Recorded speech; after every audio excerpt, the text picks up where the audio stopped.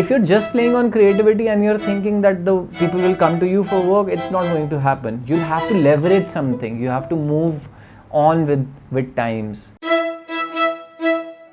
Back in 2018, the differentiator was that in India, there weren't a lot of people who actively used to focus on good quality design, and branding as a domain wasn't very relevant because everyone was running behind either marketing, social media, or just building a website and just running campaigns on it. There was an evident gap in the market where there were very few branding focus agencies who used to think end-to-end for a brand development. But after the pandemic, the branding market has exploded. So it's not really a very big differentiator anymore. There are several companies who can do good design, and they also think about the brand when they are running social media campaigns, when they're designing their website, when they're building any campaign, they think about the brand also. If you are going to start an agency today, then probably that's not a very big differentiator. ऐसा बिल्कुल भी नहीं है that you can't start a design agency in 2025. You have to play on things that are relevant for the future now. My personal favorite would be, think of it as a DesignOps team, right? You've heard of DevOps, right?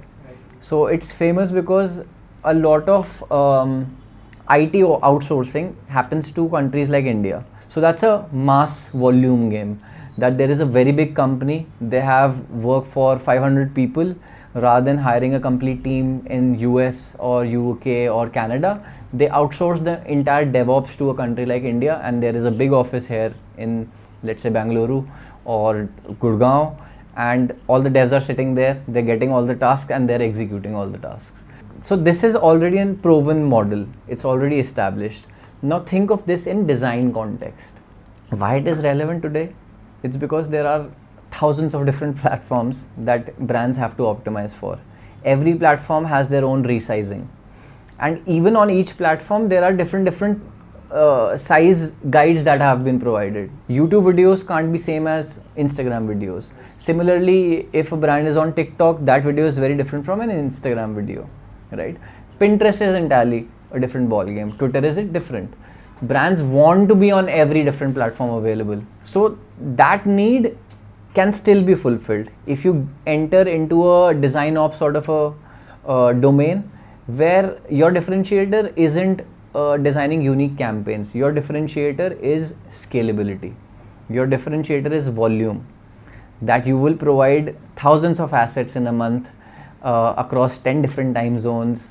If you can structure your organization in a way, position yourself in a way that you can deliver thousands of creatives in a month, then you can price it accordingly and you can have a team accordingly. So it's a volume based game, not a creative based game. Plus it's difficult to find such resources in a first world country. So it's a prime position for a country like India, where there are cheaper resources also available. There are people who are ready to do the bulk kind of work. So it's a prime position if you're in India, if you want to start it. AI first design agencies or creative agencies, that I think will also scale. I know it sounds like a buzzword, everyone is just talking about it, but it is very true with design. When people say AI will take their jobs, it is very true. There will be some jobs that will be taken away.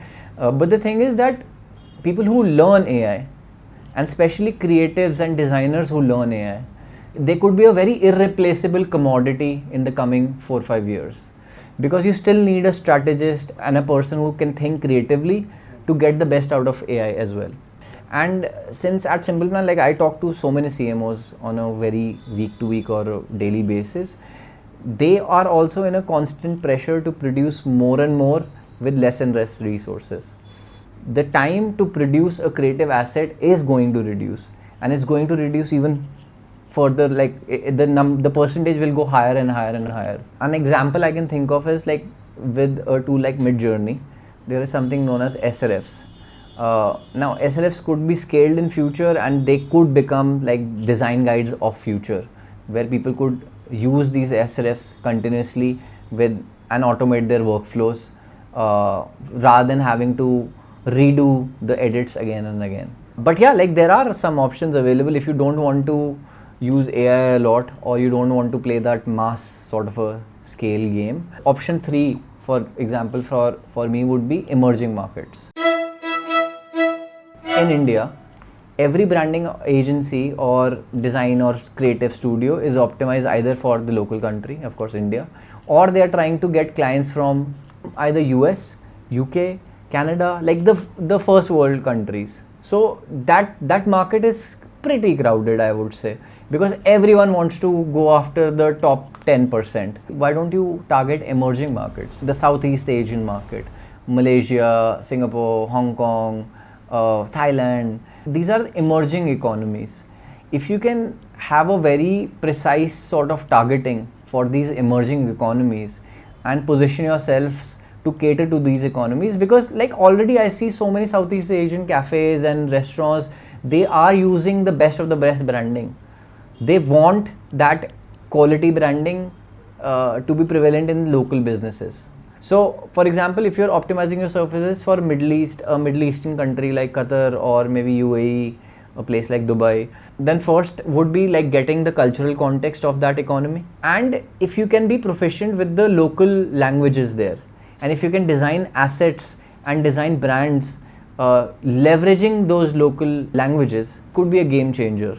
Because again, you are producing something quality, you are doing something that probably there aren't a lot of people fighting for that.